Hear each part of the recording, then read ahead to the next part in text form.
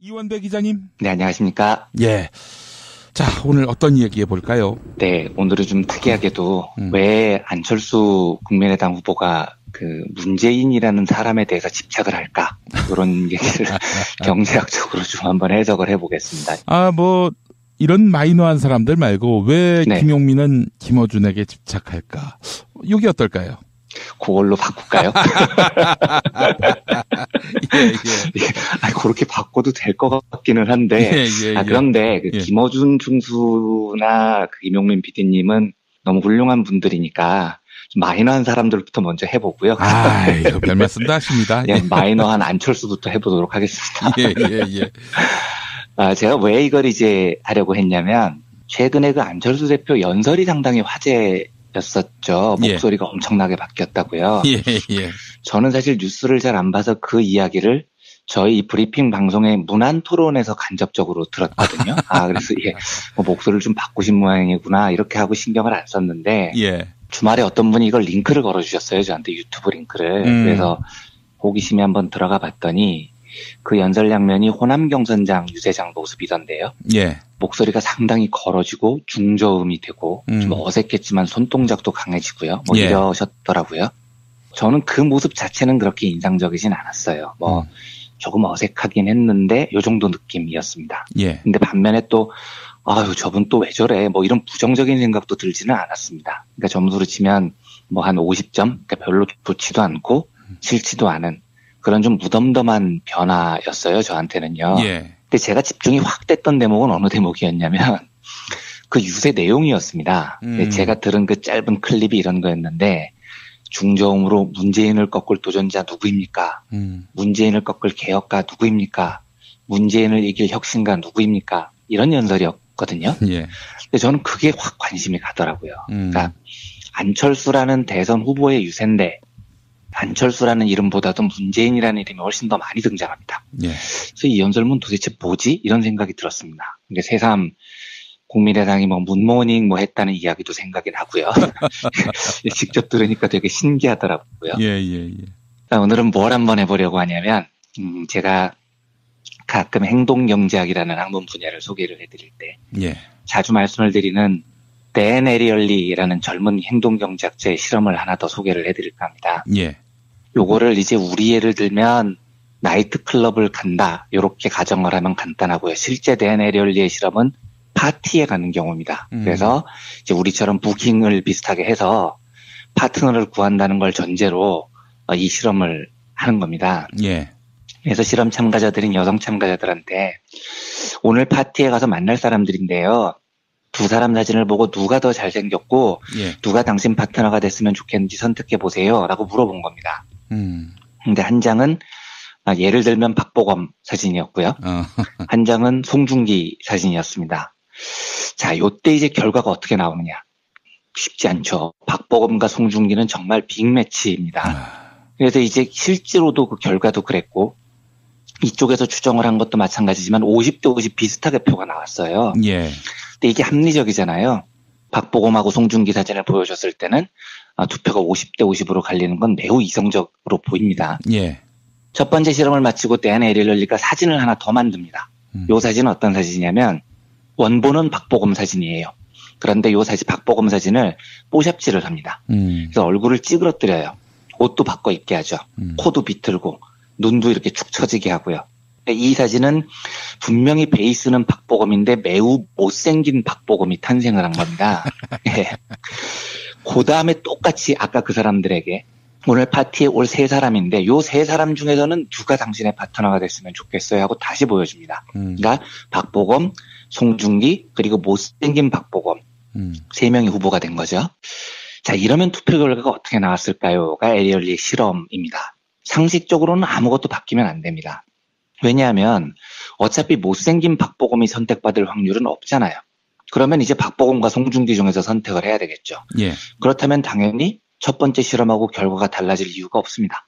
어차피 못생긴 박보검은 선택 대상이 아니니까요. 그런데 투표를 해보면 결과가 확 달라집니다. 1차 투표 때에는 50대 50이었던 개표 결과가요, 2차 투표 때는 75대 25로 압도적인 박보검의 승리로 돌아갑니다. 갑자기 송중기를 좋아했던 사람이 박보검을 좋아하는 쪽으로 말을 갈아타는 거죠. 이거 이제 왜 이런 현상이 벌어지느냐? 댄 에리얼리는 미끼 효과라는 경제 이론으로 이 상황을 설명을 합니다. 미끼 효과라는 건 사람이 어떤 사물을 평가를 할 때요, 객관적으로 판단하지 않는다는 겁니다. 그리고 비교 대상이 있으면, 즉 미끼가 있으면 그 미끼를 보고 본질적 사물을 비교를 해요. 그래서 평가를 하는 경향이 강하다는 겁니다. 이런 그림들 아마 한 번씩 보셨을 거예요. 똑같은 크기의 동그라미가 두 개 있습니다. 그런데 한 동그라미는 작은 동그라미 밖에 그려져 있어요. 그리고 한 동그라미는 큰 동그라미 안에 그려져 있습니다. 그러면 이 동그라미 크기는 똑같지만 사실 보면 작은 동그라미 밖에 그려져 있는 동그라미가 더 크다고 느낌이 들어요. 예. 큰 동그라미 안에 있는 동그라미보다도요. 이게 이제 미끼 효과를 설명하는 그림이거든요. 사람은 동그라미 크기를 객관적으로 보지 못하고 던져진 미끼하고 비교를 해서 평가를 하려는 경향이 있다는 겁니다. 애초에 박보검과 송중기는 50대 50의 투표를 받은 미남이었는데요. 미끼를 하나 확 던지니까 갑자기 박보검 외모에 대한 호감도가 확 올라갑니다. 예. 어떤 미끼냐? 박보검을 닮았는데 못생긴 미끼죠. 그러면 사람들은 그 미끼를 보고 누구하고 비교를 하느냐? 박보검 닮은 추남하고 송중기를 비교하는 게 아니고 박보검 닮은 추남하고 자연스럽게 박보검하고 비교를 하게 됩니다. 그리고 비교를 했더니 박보검이 훨씬 잘생긴 거예요. 그래서 이 과정을 한번 거치면 사람들 머리에는 야, 박보검이 제일 잘생겼구나. 오늘 파티 가서 이 사람 만나면 너무 좋겠다. 뭐 이런 생각이 굳어진다는 게 이 실험의 결론이죠. 그래서 예. 저는 그 태어나서 나이트클럽이라는 데를 한 번밖에 안 가봤는데 혹시 저희 청취자분들께서 나이트클럽을 가실 일이 있으면 누구와 같이 가면 좋냐면 자기보다 떨어지는 사람을 간다. 이렇게 단순하게 생각하지 마시고요. 예. 자기하고 닮았고 분위기도 비슷한데 자기보다 떨어지는 사람하고 같이 가시면 훨씬 효과적입니다. 예, 이거는 제 조언이 아니고 예. 세계적인 행동경제학자 댄 에리얼리 교수의 조언이니까 참고하실 분들은 참고를 하시면 되겠습니다. 예. 선거에 들어가면은요. 후보자가 자신을 국민에게 매력을 호소를 하는 여러 전술이 있을 거예요. 예. 실제로 자신의 매력과 정책을 국민들에게 효율적으로 전달함으로써 내가 얼마나 박보검이냐, 내가 얼마나 멋지냐 이걸 호소하는 방법도 있을 겁니다. 본인의 매력을 객관적으로 높이는 거죠. 예. 예. 근데 실제로 투표를 해보면 상대를 물고 뜯는 게 훨씬 효과적이다라고 판단하는 후보들이 적지 않아요. 특히 비슷한 성향의 유권자들을 공략을 할 때 이런 일이 많이 벌어집니다. 그래서 이런 경우에는 입만 열면 상대 후보 이야기를 해요. 근데 이게 행동경제학에서 보면 일리가 아예 없는 행동이 아니에요.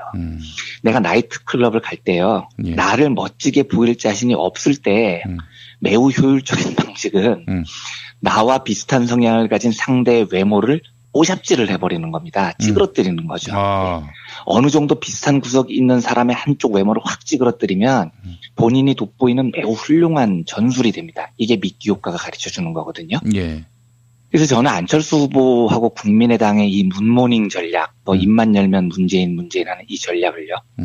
그런 관점에서 해석이 가능하다고 봅니다. 어찌됐건 안철수 후보의 정치적 본토가 호남이죠. 그리고 예. 호남은 한국 진보 진영의 상징이고 더불어민주당 및 여러 진보 정당들과 경합을 벌이는 지역입니다. 그러니까 예.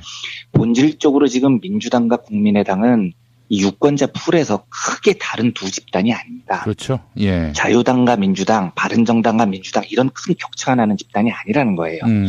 그러니까 사진의 베이스가 둘 다 박보검 송중기가 아니고 둘 다 박보검인 경우인 거죠. 이럴 때는 나를 빛낼 자신이 없으면 상대 박보검의 사진을 찌그러뜨리는 게 굉장히 효과가 있어요. 그러니까 뽀샵질로 문재인의 코를 비틀고 눈을 처지게 만들면 예, 국민들이 보기에는 안철수가 굉장히 실력 있고 예. 훨씬 잘생겨 보이는 효과를 낳게 합니다. 예. 이게 미끼 효과 현상이라는 거거든요. 특히 이제 선거 때 보면 본선 때보다도 자당 내 후보 경선이 더 격해지는 이유도 아마 이런 걸 거예요. 그러니까 본선에서는 전혀 다른 성향의 두 후보가 자기의 본토를 딱 뿌리내린 상황에서 일정의 고정표를 확보한 상태에서 더 많은 표를 얻으려는 경쟁이니까요. 그런데 자당 내 후보 경선 같은 경우는 지지자들 성향이 비슷하니까 완전히 다르지 않잖아요. 예. 이럴 때 이제 유용한 방식이 상대 사진을 뽀샵질로 찌그러뜨리는 경우가 있습니다. 그런 면에서 안철수 후보의 전술이 먹힐까 안 먹힐까는 저는 사실 굉장히 관심거리입니다. 경제학적으로는요. 네. 왜냐하면 행동 경제학이라는 분야 자체가 그렇습니다. 원래 이제 본토 경제학은 사람이 매우 합리적이어서요. 예. 항상 최선의 선택만 한다. 요걸 전제로 학문적 이론을 전개를 합니다. 그런데 행동 경제학은 그냥 니들 헛소리 하는 거야. 주류 경제학자 니들이 책에서 짓거려 놓은 대로 사람은 절대로 실제 생활에서 그다지 합리적이지 않아. 매우 여러 이유 때문에 비합리적인 선택을 해. 이걸 증명하기 위해서 만들어진 학문이 행동 경제학이거든요. 예. 그러니까 조금 전 설명드렸던 댄 에리얼리의 실험도 실제로 인간이 비합리적인 선택을 한다는 걸 증명하는 실험인 겁니다. 예. 그러니까 박보검이나 송중기나 이 희대의 두 미남을 볼 때 객관적으로 보면 50대 50이 나오는 게 합리적이에요. 예. 실제로 투표를 해봐도 50대 50이 나옵니다.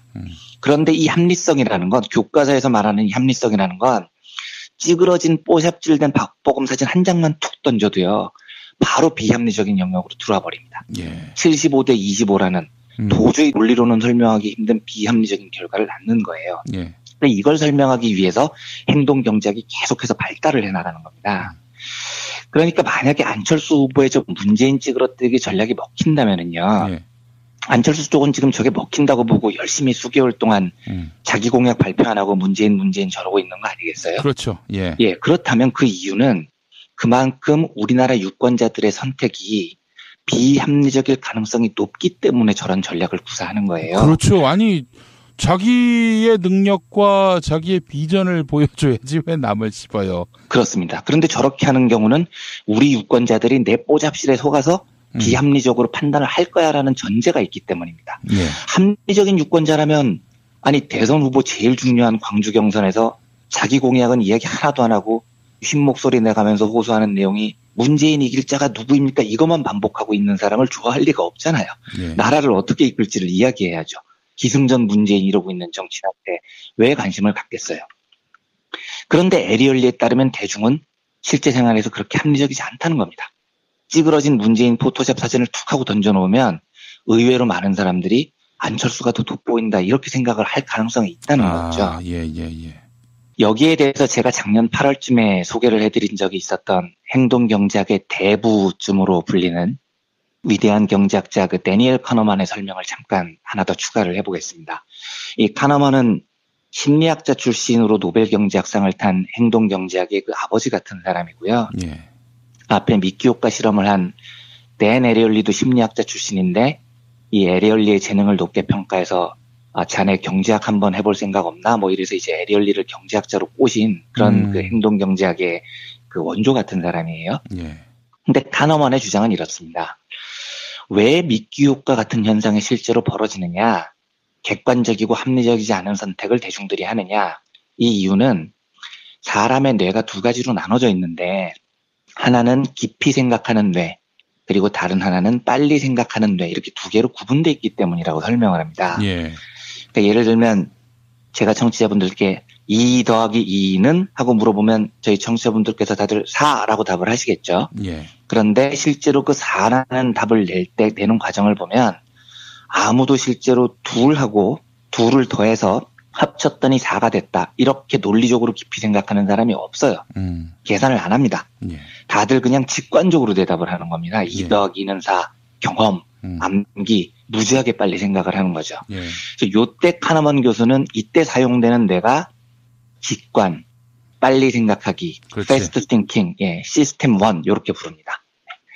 반면에 제가 질문을 238 더하기 521 이렇게 물어보면 완전히 달라집니다. 이제 계산을 하는 거죠, 사람이. 1에 8을 더하고 뭐 2에 3을 더하고 몇이 올라가고 요때 사용되는 뇌는 2 더하기 2는 4를 대답할 때 뇌하고 전혀 다른 뇌예요.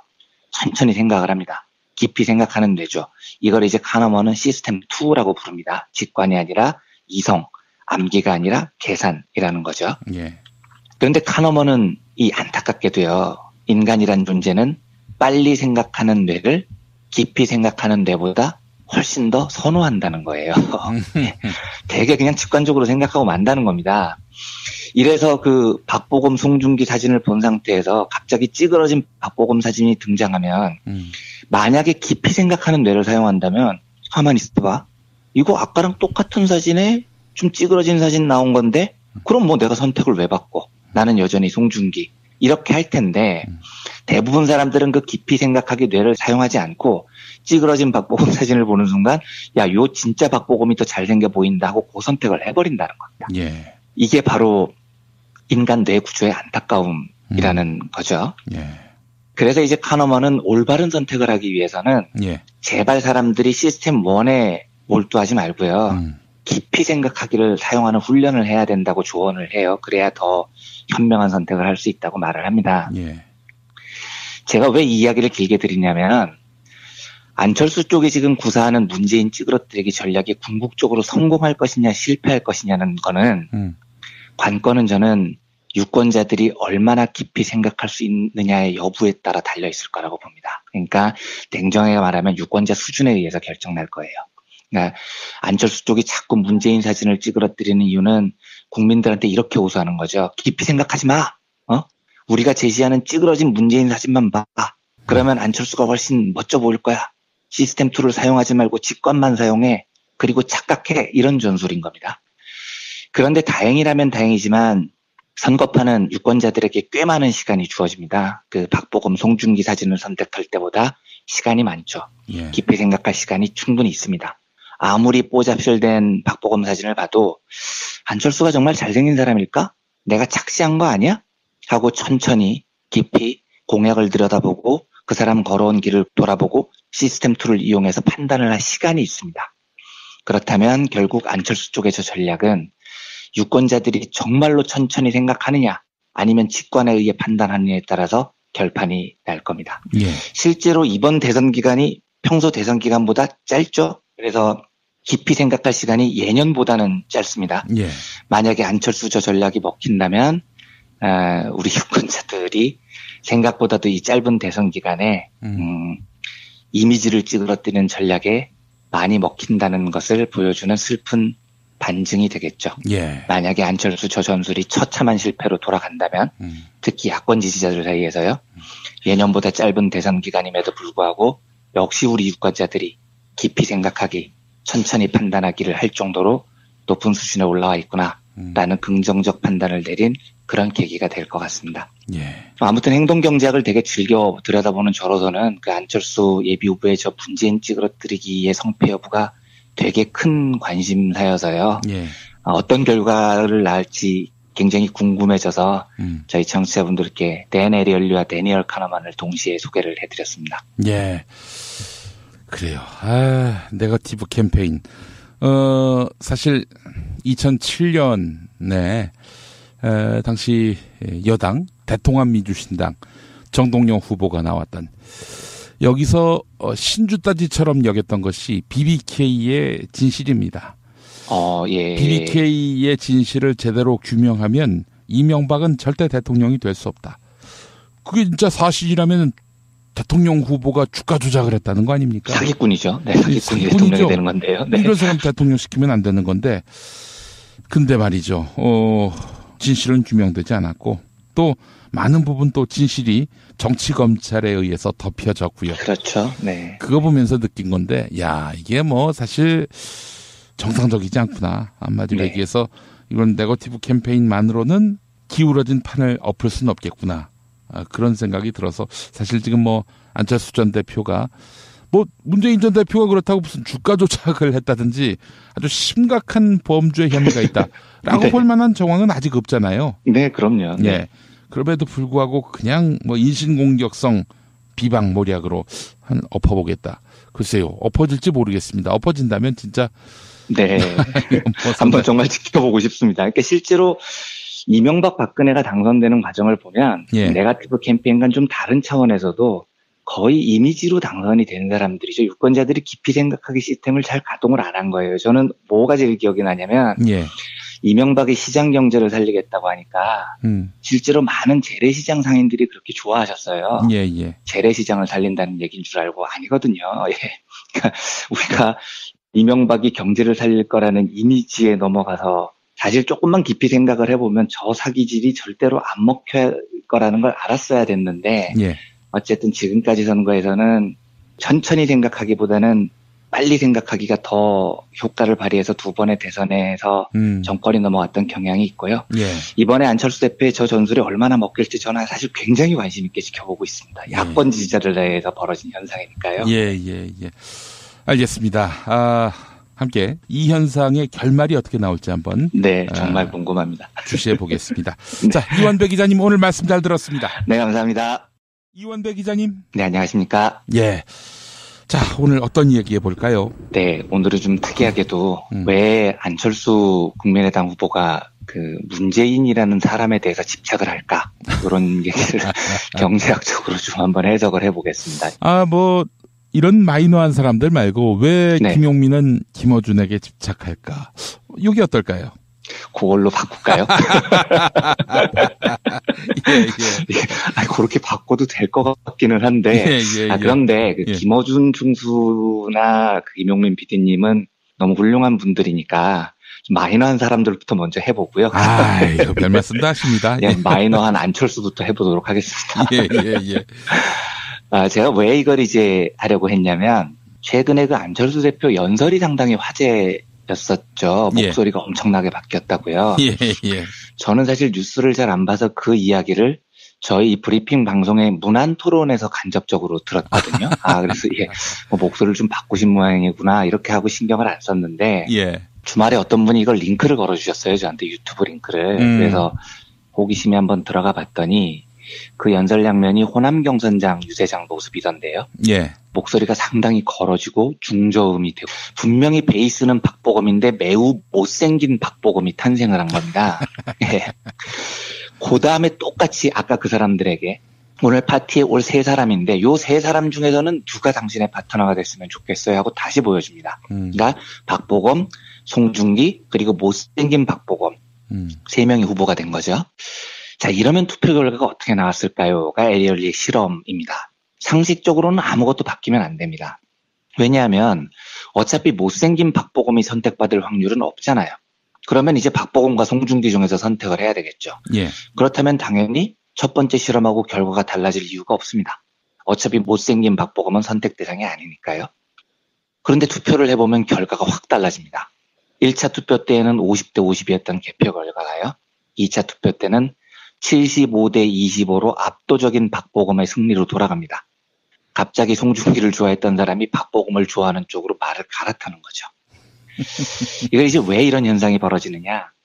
댄 에리얼리는 미끼 효과라는 경제 이론으로 이 상황을 설명을 합니다. 미끼 효과라는 건 사람이 어떤 사물을 평가를 할 때요. 객관적으로 판단하지 않는다는 겁니다. 그리고 비교 대상이 있으면 즉 미끼가 있고 좀 어색했지만 손동작도 강해지고요. 이러셨더라고요. 저는 그 모습 자체는 그렇게 인상적이진 않았어요. 조금 어색하긴 했는데 요 정도 느낌이었습니다.